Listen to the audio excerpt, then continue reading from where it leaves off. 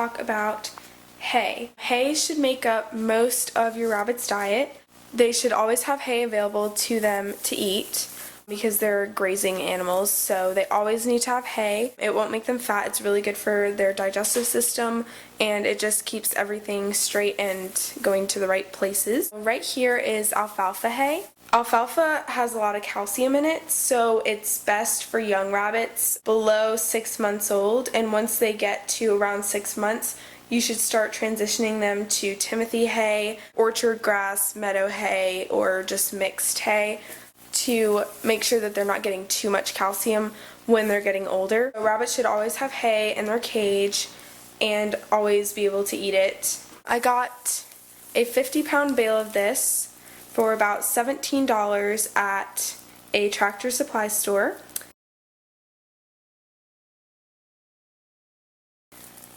So there's hay.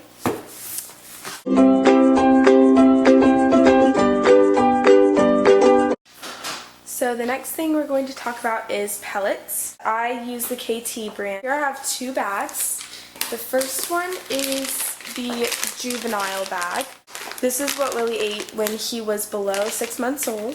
The bag said that you can switch them when they're 4 months old, but I just switched him when he was 6 months old, and I slowly added more of the adult pellet into his mixture of the juvenile pellet. This is what the pellets look like. These are alfalfa pellets, and the adult are Timothy pellets. These have little treats sort of in them.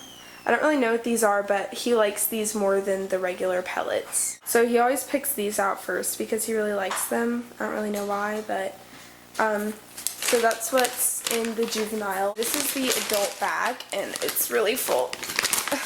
The pellets basically look the same, except they're a little bit bigger, and they're Timothy pellets. Whatever pellet you're going to choose to feed your rabbit, make sure that it has at least 18% minimum fiber. According to House Rabbit Society, rabbits should be eating 1/4 to 1/2 a cup per 2 pounds of body weight per day.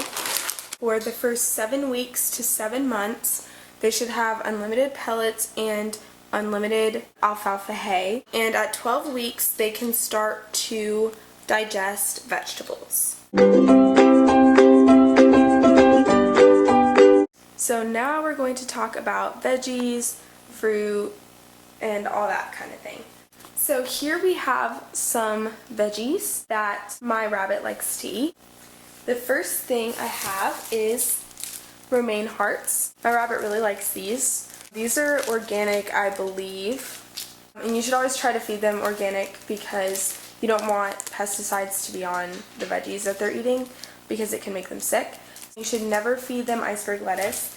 75% of your rabbit's fresh part of their diet as far as veggies should be leafy greens like romaine. I also have some kale in this bag. So this is what kale looks like. It's it almost looks like a little bush or a tree or something.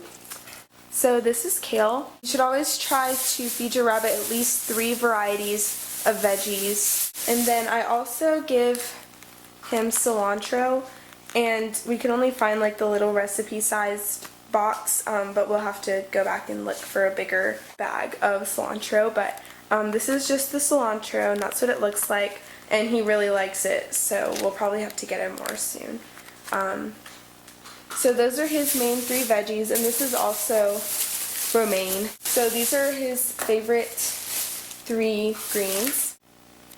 When you're selecting veggies for your rabbit to start eating, just keep in mind that some plants have naturally occurring chemicals that are called alkaloids, which are just basically little toxins that plants make to protect themselves in the wild. The one that's most commonly talked about with rabbits is called oxalic acid, and it's harmless in small amounts, but when you feed them too much, obviously they can get sick. So you want to feed them veggies that have low oxalic acid, and the ones with the higher acid count you can feed in smaller amounts. Now beyond the normal leafy greens such as romaine, kale, things like that. You can also feed them root vegetables or flowers like broccoli and cauliflower. These are usually things that are higher in starch or sugar and should be fed in less amounts. So they shouldn't get as much of these sorts of greens. They should only get about 1 tablespoon per 2 pounds of body weight per day of those kinds of vegetables that could be higher in starch or sugar to avoid getting them fat or sick. Fruit and a carrot. You might wonder why I've grouped the carrot with the apple and the banana. It's a myth that rabbits like to eat, well, they do like to eat carrots, but it's a myth that rabbits should eat carrots all the time. Carrots are treats. They're high in starch and sugar, like broccoli and cauliflower would be. So these should be fed only as treats, and they shouldn't get a lot of them.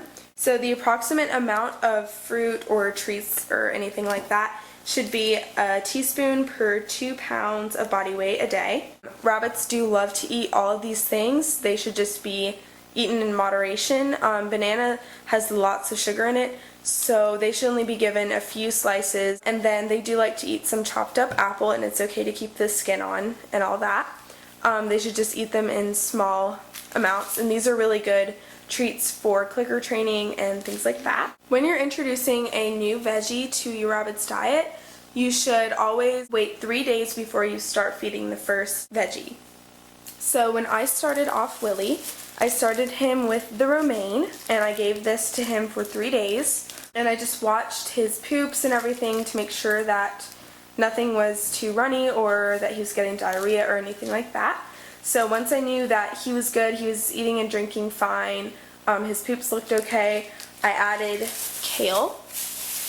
And then I fed him the kale for 3 days with the romaine, and once everything was okay with that, I was able to add the cilantro, and that would just go on with whatever combination of veggies that you decide to feed. Some rabbits have very sensitive digestive systems, so you just don't want to upset that balance.